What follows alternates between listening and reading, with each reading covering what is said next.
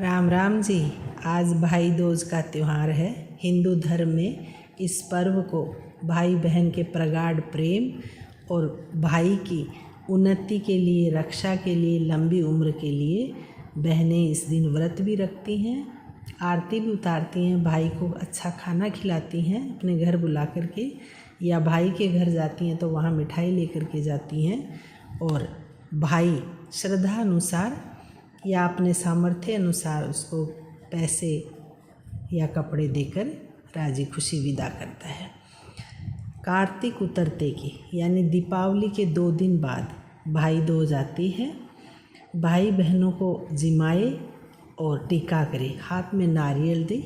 बहन है वो भाई के हाथ में नारियल दे करके उसके टीका निकाले और अपने हाथों से खाना खिलाए। ऐसी मान्यता है कि इससे भाई की उम्र लंबी होती है और जीवन के कष्ट दूर होते हैं भाई के। इस तरह भाई बहन का प्यार भी बना रहता है और भाई भाभी और बाल बच्चे की बहनें कष्ट दूर करने की भगवान से मिन्नत करती हैं। अब मैं आपको सुनाती हूँ भाई दूज की कहानी। बहुत पुराने समय की बात है। एक नगर में एक ब्राह्मण रहता था। उसके 2 संतान थी, एक बेटा और एक बेटी। दोनों भाई बहनों में प्रगाढ़ प्रेम था। बहन भाई के बिना खाना नहीं खाता था और बहन भाई के बिना। बहन जवान हुई तो शादी हो गई, ससुराल चली गई, भाई उदास रहने लगा। कुछ दिन बाद जो ही भाई दूज आने वाली थी, एक दिन पहले भाई माता पिता से कह कर के कि मैं बहन के ससुराल जा रहा हूँ, चला जाता है। वहाँ जाकर देखता है बहन उसकी चरखा काट रही थी। तार टूट रहा था, बार बार जोड़ रही थी। वो खड़ा खड़ा देख रहा था।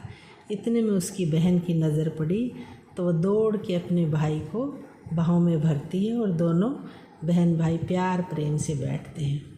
भगवान की लीला कहिए या जो भी था, पड़ोसन आती है इतने में एक, तो वो देखती है कि दोनों भाई बहन हैं ये और प्यार है इनमें गाढ़ा, तो वो सलाह दे जाती है।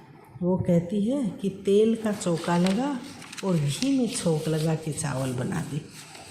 अब वो सीधी थी, उसे इतना पता नहीं था कि तेल का चौका और घी में चावल नहीं पकते हैं, लेकिन उसने ऐसा ही किया।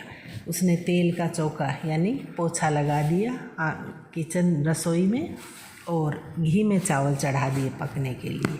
ना तो तेल का चौका सूखा और ना ही घी में चावल पके। बहुत देर तक भाई इंतज़ार करता रहा खाने के लिए और बहन भी परेशान नहीं हुआ, तो फिर उसने दूसरी पड़ोसन से पूछना उचित समझा। दूसरी से पूछा तो उसने कहा पानी से पोछा लगा और पानी और दूध में चावल पका, खीर बना, हलवा बना, चूरमा बना, जो भोजन बना सकते हो, पूड़ी बनाओ, सब्जी बनाओ और भाई के हाथ पे धागा बांधो, हाथ में नारियल दो, उसके टीका करो और फिर भाई को भोजन करा और लंबी उम्र की कामना कर। ऐसा उसने पड़ोसन ने कहा। कहते के साथ वह आई और उसने कहे अनुसार दूध और पानी में चावल चढ़ा करके खीर बना दी, हलवा बनाया, पूड़ी बनाई, पकवान बनाए, सब्जी बनाई और भाई को भोजन परोसा। अच्छे से भाई को खाना खिलाया।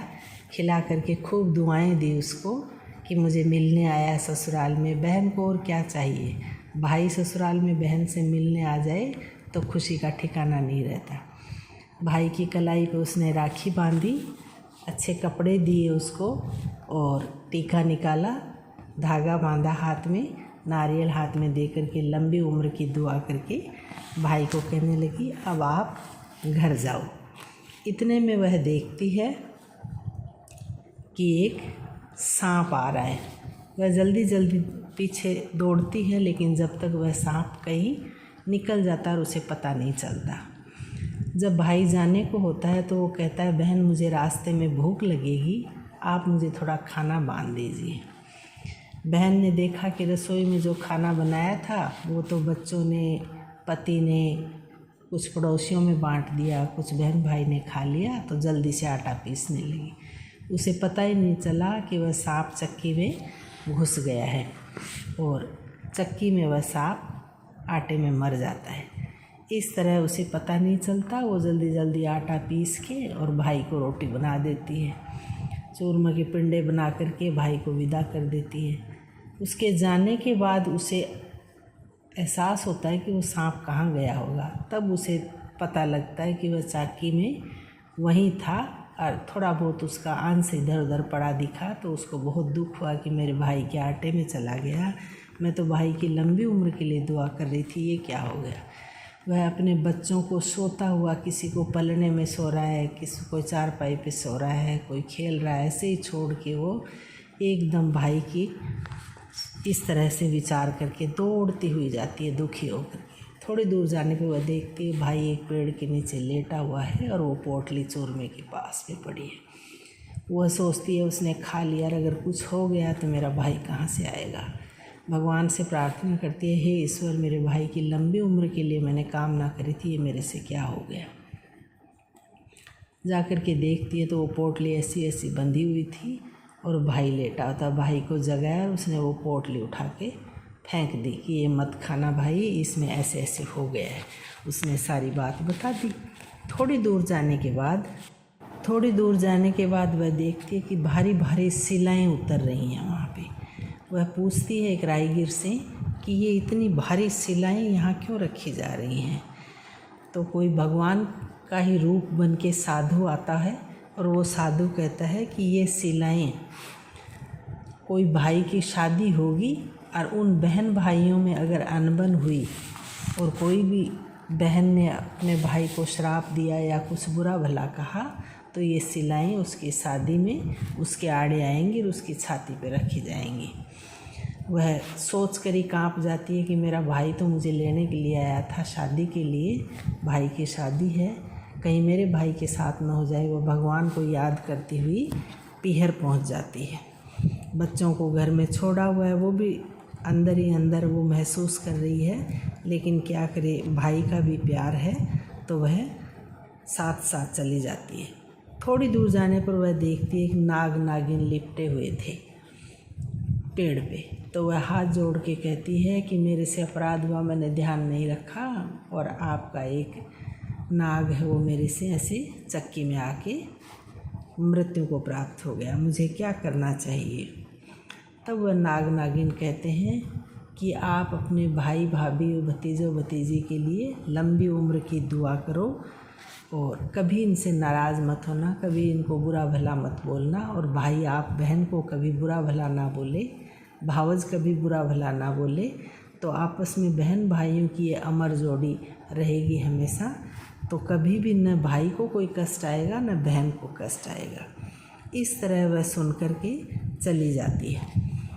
माँ बाप के घर पहुँचती है, वहाँ देखती है लगन आया हुआ है, भाई का लगन हो जाता है। थोड़ी देर बाद भाई घोड़ी पर चढ़ता है। ज्यों ही वह घोड़ी पर बैठता तो शिलाएँ उड़ती हुई आती दिखाई देती हैं। उसको एकदम से ध्यान आता है कि ये वहीं शिलाएँ हैं, तो वह तुरंत खुद भाई की जगह घोड़ी पे बैठ जाती है और भगवान की प्रार्थना, उसके लीला ईश्वर की ही थी, हाथ जोड़ के प्रार्थना करती है कि हम बहन भाइयों में कभी मनमुटाव नहीं होगा और मैं मेरे भाई की हमेशा लंबी उम्र के लिए दुआएं करती रहूँगी। तो शिलाएँ वापस हो जाती हैं। थोड़ी दूर जाने पर वह देखती है कि जैसे ही भाई का ससुराल आने वाला है, वहाँ पे अनेक तरह के विघ्न आते हैं भाई की शादी में। वह सब विघ्न को दूर कर देती है। कभी नाग नागिन काटने को दौड़ते हैं भाई को, कभी कोई दुश्मन भाई को मारने के लिए दौड़ता है, कभी कोई मेहमान आया हुआ नाराज़ होकर के उनकी तरफ दौड़ता है, लेकिन वह सबको सहन करते हुए और सभी बाधाओं से भाई को दूर कर देती है। भाभी घर में आ जाती है, खूब खुशियाँ मनाई जाती हैं, लेकिन वह भाई को हमेशा आगे खड़ी रहती है दुख कष्ट हरने के लिए। इस तरह जब सारे मेहमान चले जाते हैं, शादी अच्छे से हो गई, सब मेहमान चले गए, तब माँ को याद आता है कि बेटी को भी मुझे विदा करना है। तब वह बेटी कहती है कि माँ, मेरे बच्चे वहाँ छूटे हुए हैं, मैं शादी में इसलिए रही कि मेरे भाई की अला बला जो भी आई है वो सारी टल जाए, और इसीलिए मैं आगे खड़ी रही। तो माँ गदगद हो जाती है ये बात सुन करके। भाई भाभी बहुत खुश होते हैं, पैर पकड़ लेते हैं, बहन को खूब आशीर्वाद देते हैं, खूब प्यार देते हैं और अपनी श्रद्धा और सामर्थ्य अनुसार उसको रुपए, पैसे, गहने, अंगूठी, कपड़े, मिठाई सब दे करके राजी खुशी उसको ससुराल विदा करते हैं और भाई उसको ससुराल छोड़ने के लिए जाता है और राजी खुशी बहन भाई दोनों रहने लग जाते हैं। इस तरह जब वह अपने घर पहुंचती है तो वहीं साधु आगे मिलता है और वह साधु कहता है कि बहन हो तो आप जैसी हो, जो भाई की सारी बलाएं हर ली उसने। इस तरह वह साधु कहता है कि सभी बहनों को इस दिन भाई दूज के दिन व्रत करना चाहिए। अगर व्रत ना हो तो कोई बात नहीं, सुबह नहा धोकर भाई को अच्छे से खाना बनाकर खाना खिलाएं, हाथ पे मोड़ी बांधें, टीका लगाएं, नारियल हाथ में दें, अच्छे से भोजन खिलाएं और लंबी उम्र की दुआ मांगें। इस तरह कहानी कह कर के खाना बहन भी खा ले और चाहे व्रत ना करे।